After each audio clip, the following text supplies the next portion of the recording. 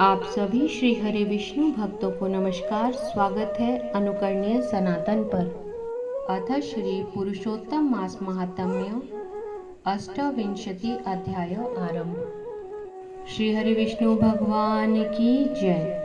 श्री नारायण बोले, चित्रगुप्त धर्मराज से वचन को सुनकर अपने योद्धाओं से बोला, यह कदर्य प्रथम बहुत समय तक अत्यंत लोभ से ग्रस्त हुआ, बाद चोरी करना शुरू किया। इसलिए यह प्रथम प्रेत शरीर को प्राप्त कर बाद वानर शरीर में जाए, तब हम इसको बहुत सी नरक यातना देंगे। हे भट लोग, धर्मराज के गृह में यही क्रम श्रेष्ठ है। इस प्रकार चित्रगुप्त से आज्ञा प्राप्त होने पर भयंकर भट लोगों ने चित्रगुप्त की आज्ञा अनुसार शीघ्र वैसा ही किया। उस ब्राह्मण को पीटते हुए प्रथम प्रेत शरीर में करके फल रहित वन में रखा। वह ब्राह्मण प्रेत योनि को प्राप्त कर उस निर्जन गहन वन में क्षुधा तृषा से अत्यंत व्याकुल होकर भ्रमण करने लगा।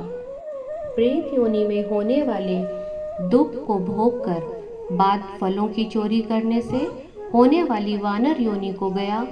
सुंदर शीतल जल और छाया तथा फल पुष्प से युक्त जम्बू खंड के मनोहर सुंदर कालंजोर पर्वत पर वहां इंद्र से बनाया हुआ उत्तम कुंड है। मानसरोवर के समान पवित्र सत्पुरुषों से सेवित, पापों का नाश करने वाला, देवताओं को भी दुर्लभ मृग तीर्थ नाम से प्रसिद्ध था, जिसमें श्राद्ध करने से पितर लोग सद्गति को चले जाते हैं। वहां पर देवता लोग दैत्यों के भय से मृग होकर निरंतर निर्भय स्नान करने लगे। इसीलिए विद्वान लोग उस कुंड को मृग तीर्थ कहते हैं।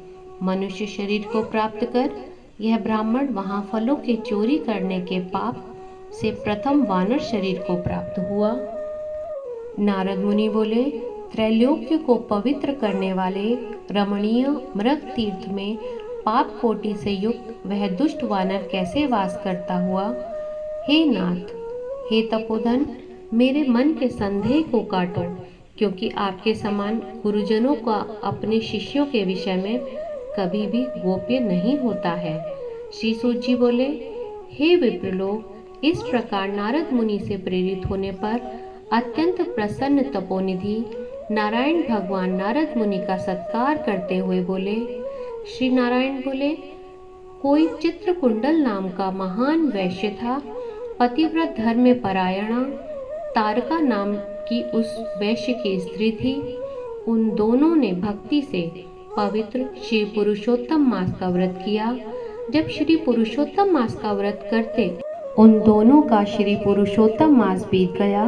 अंतिम वाले दिन के आने पर स्त्री के साथ हर्ष से युक्त श्रद्धापूर्वक चित्रकुंडल ने उद्यापन किया।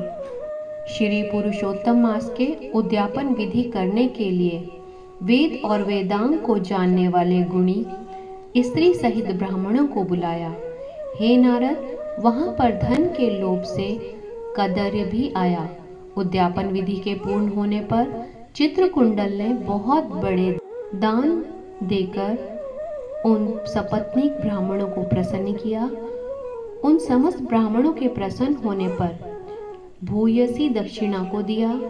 उस दी हुई भूयसी दक्षिणा से प्रसन्न अन्य सब ब्राह्मण गृह को गए, परंतु अत्यंत लोभी कदर्य उस वैश्य चित्रकुंडल के सामने रोता हुआ खड़ा हो गया और विनय से नम्र होकर गदगद वाणी से बोला, हे चित्रकुंडल, हे वैश्येश, हे भगवत भक्ति के सूर्य, आपने श्री पुरुषोत्तम मास का व्रत विधि से अच्छी तरह किया। इस तरह पृथ्वी तल में कहीं पर किसी ने भी नहीं किया। आप कृतार्थ हो, सर्वथा भाग्यवान हो, जो आपने परम भक्ति से श्री पुरुषोत्तम भगवान का सेवन किया। आपके पिता धन्य हैं और आपकी पतिव्रता माता धन्य है, जिन दोनों ने आपके समान हरिवल्लभ पुत्र को पैदा किया। यह पुरुषोत्तम मास धन्य भी से भी धन्य है, जिनके सेवन से मनुष्य इस लोक के और परलोक के फल को प्राप्त करता है। हे विंशापते, तुम्हारी इस पूजा को देखकर मैं चकित हो गया। अहो, तुमने बहुत बड़ा काम किया, इसमें संदेह नहीं है। हर्ष से दूसरे ब्राह्मणों को भी बहुत सा दान दिया। हे भूरित, भाग्यहीन, मेरे लिए क्यों नहीं देते हो? इस प्रकार कदर्य के कहने पर चित्रकुंडल वैश्य ने कदर्य को धन दिया। कदर्य ने धन को लेकर प्रसन्नता से उसको जमीन में गाड़ दिया। वहां पर कदर्य ने श्री पुरुषोत्तम मास की बड़ी पूजा देखी और धन के लोभ से श्री पुरुषोत्तम मास की प्रशंसा की। पूजा के दर्शन महात्म्य से और पुरुषोत्तम भगवान की स्तुति से तथा धन का लोभ होने पर भी मृग तीर्थ को आया। सूत जी बोले, दर्शन से, स्तुति से, धन के लोभ करने से भी दुष्ट वानर को उत्तम तीर्थ का सेवन हुआ। हे द्विज लोग, श्रद्धा से आदर पूर्वक श्री पुरुषोत्तम देव के दर्शन और स्तुति में तत्पर सब पत्नी के पुण्य का कहना ही क्या। नारद मुनि बोले, हे ब्राह्मण, सुंदर वृक्षों से शोभित सुंदर शीतल जल वाले मनोहर घनी छाया वाले वन में उसके रहने का कारण क्या है, सो आप कहिए। श्री नारायण बोले, हे नारद, हे अनंत, तुम सुनो। सुनने की इच्छा करने वाले तुमको मैं कहूँगा। इसमें कुछ कारण है जिसके श्रवण से पापों का नाश हो जाता है। जब समस्त अर्थ और फलों के दाता दशरथ के पुत्र श्री रामचंद्र जी ने समुद्र में सेतु बांधकर दुष्ट रावण का नाश किया, उन रामचंद्र जी ने विभीषण को छोड़कर बाकी समस्त राक्षसों का वध किया, किसी को नहीं छोड़ा। अग्नि में परीक्षा कर सीता को ग्रहण किया। श्री ब्रह्मा, शंकर, इंद्र आदि देवता रावण के वध से प्रसन्न होकर बोले कि हे राम, तुम वर को मांगो। ऐसा कहने पर भक्तों को अभय करने वाले श्री रामचंद्र जी बोले, हे देवता लोग, यदि इस समय वरदान देना है तो सुनो। यहाँ पर राक्षसों द्वारा शूर वानर मारे गए हैं, उनको हमारी आज्ञा से अमृत वृष्टि कर शीघ्र जिला दो। तथास्तु, यह कहकर श्री ब्रह्मा, शंकर, इंद्र आदि देवताओं ने अमृत की वृष्टि करके समस्त वानरों को जिला दिया। तदंतर वे जयशाली समस्त वानर जीवित हो गए और चिरकाल तक शयन कर उठे हों ऐसे प्रतीत होने लगे। श्री रामचंद्र जी चारों तरफ बैठे हुए समस्त वानरों के साथ पुष्पक विमान पर सवार होकर प्रसन्न मुख कमल वाले सपत्नी श्री रामचंद्र जी बोले।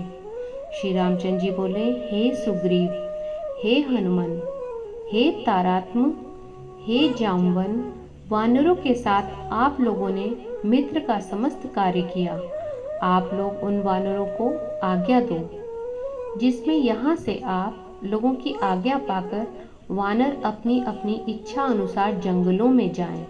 हमारे ये दीर्घजीवी वानर जहाँ जहाँ वास करें वहाँ के वृक्ष पुष्प फलों से युक्त हो जाएं।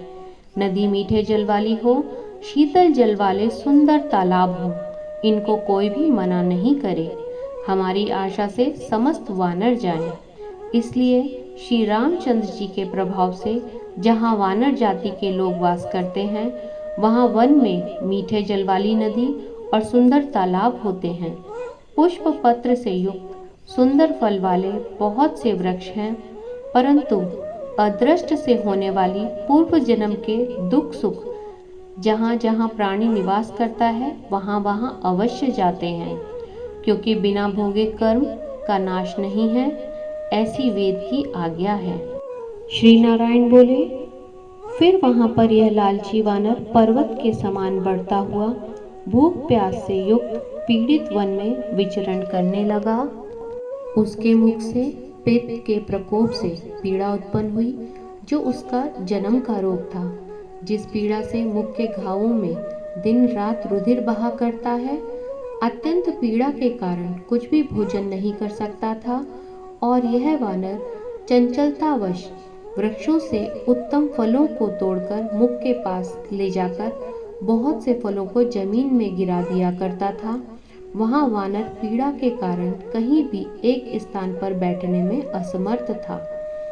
एक वृक्ष से दूसरे वृक्ष पर जाता हुआ मृत्यु को सुख देने वाला मानने लगा। किसी समय पृथ्वी पर गिरा पड़ा और अत्यंत दुखित हो विलाप करने लगा। शरीर के टूट जाने से जलहीन मछली के समान तड़फता हुआ रुदन करने लगा। शिथिल शरीर वाला, गलित मुख वाला यह वानर भूख प्यास से पीड़ित हो गया। उसके समस्त दांत मुख रोग से पीड़ित होकर गिर गए। पूर्व जन्म के कृत पाप इस तरह दुख को प्राप्त हुआ। इस प्रकार नित्य प्रति निराहार रहते हुए वानर को देव योग से श्री पुरुषोत्तम मास आया। उस श्री पुरुषोत्तम मास में भी उसी प्रकार शीतवात आदि से पीड़ित रहा। किसी समय बहु पक्ष में गहन वन में विचरण करता हुआ प्यासा वानर कुंड के पास पहुंचने पर भी जलपान करने को असमर्थ नहीं रहा। भूख से युक्त भी चपलता से वहां ऊंचे वृक्ष के ऊपर चढ़ गया। एक वृक्ष से दूसरे वृक्ष पर जाते हुए उसके बीच में एक कुंड आ पड़ा। बहुत दिनों से निराहार, शिथिल इंद्रिय और जर्जर शरीर वाला, निर्बल शिथिल प्राण वाला कुंड के तट भाग में आया। इस प्रकार दशमी तिथि से 4 दिन तक वानर को श्री पुरुषोत्तम मास में उस कुंड में लोटपोट करते बीत गए। 5वें दिन के आने पर मध्याह्न काल में उस तीर्थ में जल से भीगा शरीर वाला वानर प्राण से रहित होकर गिर गया और वह उस देह को त्याग कर पापों से रहित होकर तत्काल दिव्य आभूषणों से भूषित दिव्य देह को प्राप्त किया, जो कि नील कमल के दल के समान श्याम वर्ण, करोड़ों कामदेव के समान सुंदर, चमकते हुए रत्नों से जटित, किरीटधारी, सुंदर शोभायमान, मत्स्य कुंडल वाला, शोभमान पवित्र पीत वस्त्रधारी, कमर में रत्नों से जटित मेखला वाला, शोभमान बाजूबंद, कंगन, अंगूठी, हार से शोभित, नील वर्ण के टेढ़े चिकने बालों से आवृत सुंदर मुख था। उसी समय शीघ्र वहां वैष्णवों से युक्त विमान आया, जिसमें भेरी, मृदंग, पटहा, वेणु, वीणा का महान शब्द हो रहा है और देवांगनाओं का नृत्य हो रहा है। गंधर्व किन्नर के सुंदर गान हो रहे हैं। ऐसे उस विमान को महाभाग दिव्य देहधारी वानर देखकर अत्यंत विस्मय को प्राप्त हो कहने लगा कि पातकी, मेरे को यह सुख कैसे हुआ? यह विमान सुख बड़े पुण्यात्मा को ही होना उचित है। इसके बाद कोई देवांगना उसके ऊपर चंद्रमा के समान श्वेत छत्र को धारण करती हुई, कोई 2 अप्सराएं हर्ष से उसको दोनों तरफ चामर को डुलाती रहीं, कोई पान हाथ में लिए खड़ी है और उसके सामने अप्सराएं नृत्य कर रही हैं, कोई गंगा जल से भरी हुई झारी को लिए खड़ी है, कोई उसके सामने खड़ी गाने बजाने में तत्पर है। इस प्रकार उस वैभव को देखकर मूर्ति के समान निश्चल हो गया। यह क्या है? मुझ दुष्ट पावतिकी को किस पुण्य से यह सब प्राप्त हुआ? मेरा कुछ भी पुण्य नहीं है, जिससे मैं श्री हरि भगवान के परम पद को जाऊं। श्री नारायण बोले, इस प्रकार तर्क करते हुए कदर्य ने सुख का बहुत बड़ा खजाना दिव्य विमान को सामने देखकर आश्चर्य किया। बाद में हरि भट्टों ने उस कदर्य का हार्दिक अभिप्राय जानकर उसके सामने विनय पूर्वक हाथ जोड़कर उसके चरणों में नमस्कार कर वानर शरीर को त्यागे हुए उस कदर्य को सुंदर वचन कहा। इति श्री बृहन्नारदीय पुराणे श्री पुरुषोत्तम मास महात्म्ये अष्टाविंशो अध्याय संपूर्ण। हरि शरणम श्री हरि विष्णु भगवान की जय। आप सभी का इस कथा को सुनने के लिए धन्यवाद। आशा है आपको ये कथा अच्छी लगी होगी। अगर आप भी इसी प्रकार आगे की कथाएं सुनना चाहते हैं और पहली बार आप इस चैनल पर आए हैं तो अनुकरणीय सनातन को आप सब्सक्राइब करें, बेल आइकन दबाकर आने वाली वीडियो की नोटिफिकेशन तुरंत प्राप्त करें। राधे राधे।